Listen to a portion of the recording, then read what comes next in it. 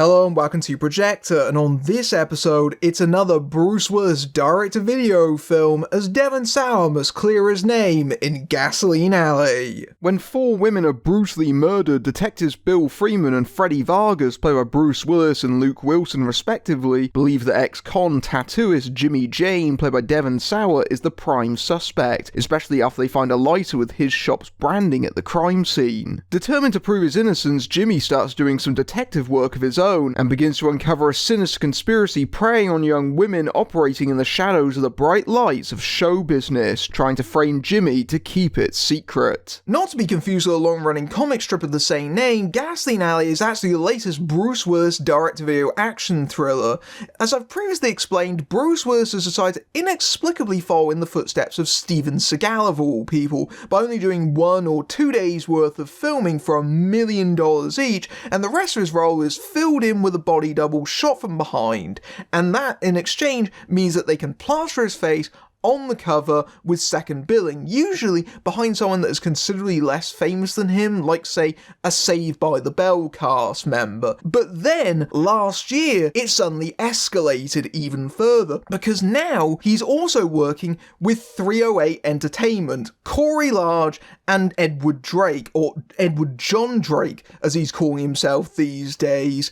And since Willis has started working for them, it feels like the production of these movies has cranked up a notch, to say the least. They're the team behind such noteworthy movies as Cosmic Sin and Apex, movies which are so bad that they actually drew mainstream attention to how awful these Willis movies are. I just want to say that I have been following this saga since almost the very beginning, so I've really seen the spiral, and Willis is now making so many movies a year that you can actually count what month you're in by how many movies Willis has out, because honestly, he has had a movie out every single month this year so far. It is ridiculous how much he both works and not works simultaneously. So Gasoline Alley is once again from Edward John Drake, reuniting him for the 4th time now. In fact, this is the 2nd movie in a row because last month he worked with him on American Siege. Don't remember that? Neither does anyone else. And it doesn't look like this is going to stop anytime soon. The Willis train isn't just moving, it's a bullet train. Here is a list of movies that I'm aware of that have Willis in them over the next year or so. 2 sequels to techno-thriller Fortress to turn it into a trilogy, a movie with Mike Tyson in it, there's another one with John Travolta, there's 2 movies with Michael Rooker, including a Tubi original that is based on a comic book, and also A Day to Die, which literally comes out on Friday. So yeah, there's gonna be no shortage of Willis movies in the future, unfortunately. But let's get back to Gasoline Alley. Gasoline Alley is a neo-noir crime thriller largely set in Los Angeles, and in Willis' own back catalogue, the movie that it's clearly trying to emulate is something like The Last Boy Scout. That is what it wants to be. Obviously it's on 1/100th of the quality, but at least the effort was made. So that immediately sets it apart from something like Cosmic Sin or Apex, which have this Ed Woodian schlock factor about them, pretending to be bigger budget sci-fi films than they actually are because they burnt through all their cash paying for Willis, whereas Gasoline Alley is something that 308 Entertainment could much more realistically pull off. Low budget crime films are a dime a dozen. And that's the problem. This is that dime a dozen. You have seen this movie about 300 times before, and probably almost all better than this. It is plodding and badly directed and incredibly generic. In fact, I would describe this film as being monstrously boring. It is almost fascinatingly uninteresting to a certain extent, because every cliche and convention of the genre makes its way into Gasoline Alley. It's the kind of poorly written movie that really isn't all that much of a mystery because they give you everything at the top of the film. If you're paying attention in the first 20 minutes, you've pretty much solved the mystery at the heart of Gasoline Alley. So it's one of those films where the main character just plods around aimlessly, bumping into characters, trying to catch up with something that the audience already knows about. And you don't exactly have to be Sherlock Holmes to figure this out, because literally the first scene with the detectives, as they drive their car up to the crime scene, you get a big close-up of ACAB graffiti. And that's not a shot you include by accident. That's clearly pointed, and it's meant to instill that thought in the heads of the audience. Which maybe you shouldn't do if that's meant to be a big surprising twist later in your running time. You've literally just given it away 8 minutes in. That's the kind of sloppy, bad filmmaking that characterises a lot of Gasoline Alley, but that should come as no surprise if you watched any of Edward John Drake's other movies. The sad part, though, is that Gasoline Alley does actually have potential, especially in terms of its plot, which really explores the kind of underbelly of Hollywood and show business and its seedy side. That's something that we see a lot in neo-noir thrillers, but that's because it's fertile ground, especially in a post-Me Too era, which this seems to be commentating on, especially given that it focuses on women who come to LA wanting to be stars and instead fall into a cycle of exploitation, either be it in sex work or in human trafficking. And yet, unfortunately, Gasoline Alley stumbles at this because it's a movie about female exploitation that is dominated by growling men. This is a very testosterone-driven movie. It needed a prominent female lead to give us that inroad into the story and really play up the emotional aspects of that storyline, whereas it just feels really like it's not fully developed, and at times actually feels kind of exploitive in of itself. Last Night in Soho, this ain't. And maybe at some point Gasoline Alley was a half-decent script, but of course this is a low-budget movie, so that means compromises, which means dropping a number of characters and dropping a number of locations, which means rewriting. And more rewriting. And I think the more they compromised, the less sense the script made overall. So there are plot threads that are barely introduced that then come back long after you've forgotten about them, characters that just completely disappear out of the movie with no explanation whatsoever. It's not especially tightly plotted, and of course the film is made in the usual slipshod fashion that you would expect from an Edward John Drake Bruce Willis movie, right down to the fact that the end credits actually have incorrect character names, like a character clearly called Floso that is billed as Russo in the credits for some reason, amongst others. But it genuinely feels like the movie's been so pared back that a lot of the action that we really should be seeing as audiences actually happens off screen, particularly in two instances where the detectives are supposedly watching surveillance footage, and one of these is a crucial turning point in the plot, but it's just conveyed in dialogue, which is just baffling to me. Like, why couldn't you have had those scenes in the movie for the audience to actually witness, instead of having them just spouted off just in passing almost? It's weird. It feels like Gasoline Alley is barely even a movie. It's chock-a-block with long, dry, expositional dialogue scenes that go on for absolutely ages. I knew that things weren't looking good in the first 5 minutes of the movie, where we got our big scene with Jimmy and Star, the sex worker who's about to die, and it just goes on and on and on. It sets the listless tone for the entire rest of the movie. These dialogue scenes are so completely devoid of any interest whatsoever. And I think what has happened, because they reduced the script so much, they also got rid of all the character as well. A movie like this should be written like Shane Black or Joe Carnahan. They give you a bit of interest and intrigue going on in what's happening. They actually give you some characters that are kind of unique, sometimes even amusing, whereas something like Gasoline Alley is just basically taking us into this really seedy underbelly, but giving us nothing intriguing or interesting to look at. It just feels like we're just watching sleazes on screen, and all the characters are cliches and lowlives. And this especially is true for Devon Sawa's lead character, who honestly is really devoid of any real personality. Sawa is trying his best with the material. He's trying to do the hard-bitten thing. He's constantly smoking cigarettes. I mean, he's giving out lighters to everyone willy-nilly,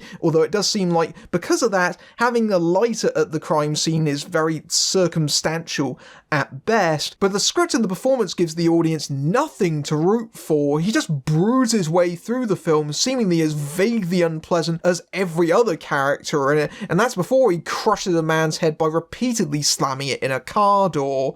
And it does seem like there are crucial snippets of characterization that were meant to be fleshed out that are just simply missing. Like, they introduced the idea that his mother was a sex worker that disappeared and was killed, and it broke up his whole family, and you would think that would be a major driving force for his character, not just because he needs to prove his innocence and because he spoke to one of the victims on the night she was killed, but also there's something personal that's driving him to do this, but instead that's listlessly conveyed through dialogue, and then it's never mentioned again until the very end of the movie, where it comes completely out of nowhere, almost like there was meant to be another key reveal that just never actually was confirmed to the audience. Like, it's very weird, that whole little subplot or half plot, because it's barely even present in the movie. That's what I mean about it feeling like it's been really cut back to the bone, to the point where it doesn't make any sense anymore. But either way, Sawa, he's just not a very good lead. I will say that Luke Wilson is actually a bit better in his role as Detective Vargas, and I think that's because Wilson is a consummate pro. He probably knows that this isn't a really great script, but he approaches it fairly professionally, and he does give some energy to his role, no matter how badly written. And you can tell how badly written it is because the other characters comment on it. There's one character who actually calls Detective Vargas the worst detective in the city, and you know what? It's hard to disagree with him, really, because Wilson comes into the movie acting like bad cop, but then suddenly becomes Jimmy's friend over the course of the movie. And I guess Vargas isn't a very good detective because he literally has Jimmy do almost all the investigating for him, whereas Vargas is completely oblivious the whole time to a massive conspiracy that's literally going on around him. And hey, at least he's finally got to work with Bruce Willis, because you might recall that he was very nearly in Cosmic Sin until he had to be replaced at the last minute. Which brings us to Bruce Willis, and I know that a lot of people have tuned into this review because they want to hear me talk about Willis, because it's fun to hear me talk about it. But I think it might be getting past the point now of being fun. Willis isn't actually in this movie a whole lot, and I knew that going into it. I suspected that he was probably going to drift out of it for long periods of time, and Wilson would take his place as the detective, and I was right. I think in terms of Bruce Willis direct-to-video movies, this might actually be one of the ones he's in the least.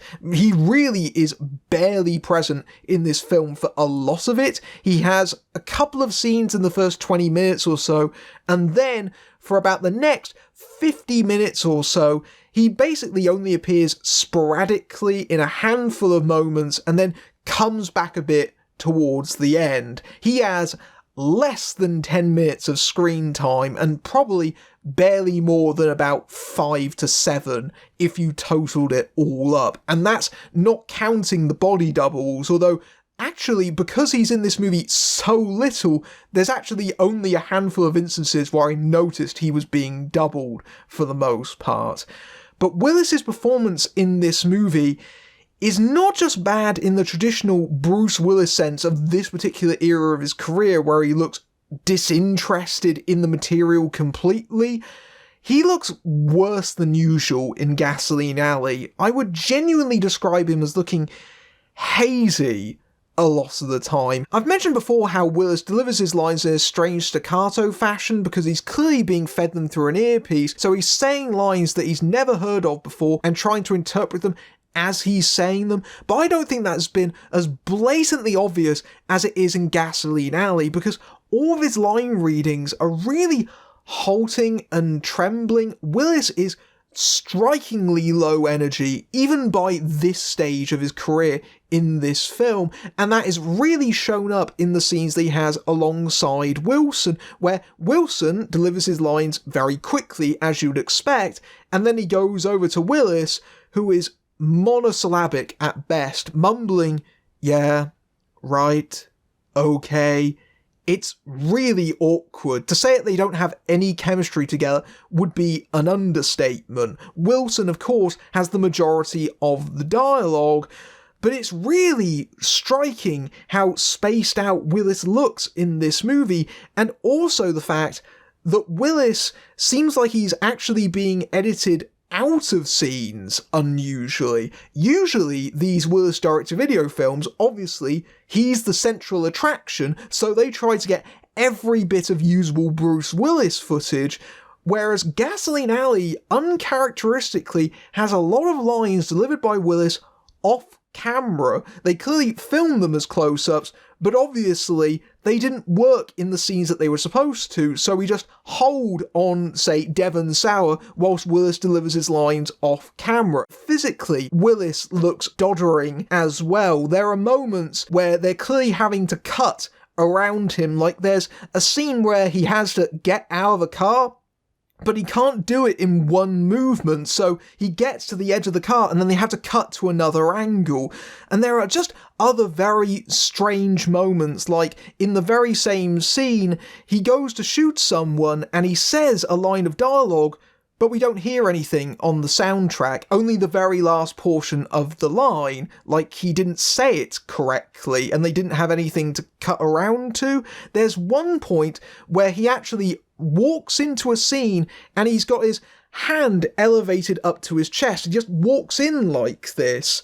No reason for that whatsoever, and that just really set alarm bells ringing in my head, especially towards the climax of the movie where there's a big shootout, but Willis isn't really moving a whole lot as well. Like, he moves in very awkward fashion considering that there are people being shot around him. And so this actually really perturbed me, especially because there are rumours about Willis and why he might be doing these movies, and that's really speculation for the most part. But watching his performance in Gasoline Alley, I'm wondering if there's something actually to that. Of course, that could just be down to directorial incompetence, because Edward John Drake does provide a healthy amount of that. It says something that this movie is so lethargic that not even a car chase can wake the audience up. Although then again, most of that car chase is the cars going around in circles.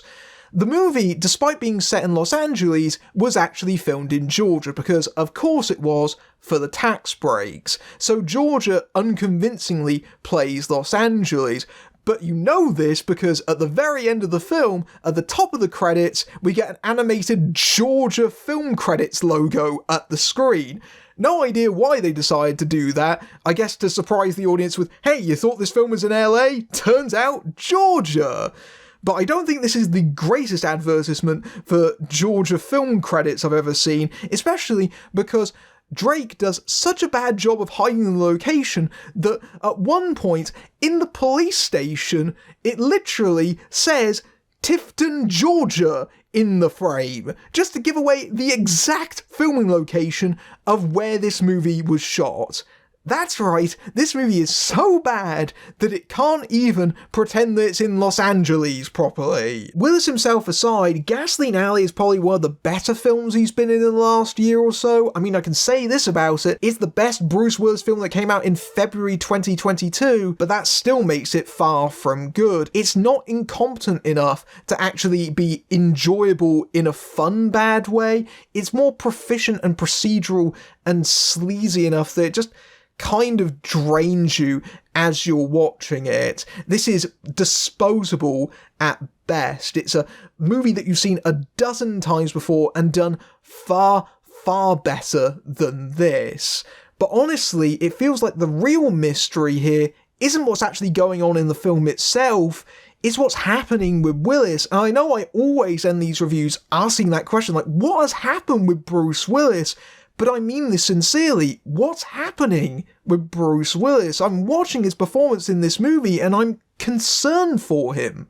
Honestly, it's getting to that level and it really feels like there's something wrong here. If you like this review, then you can buy me a Ko-fi, or you can join my Patreon, where you can see my reviews early among other perks, including access to my Discord server. But until next time, I'm Matthew Burke, fading out.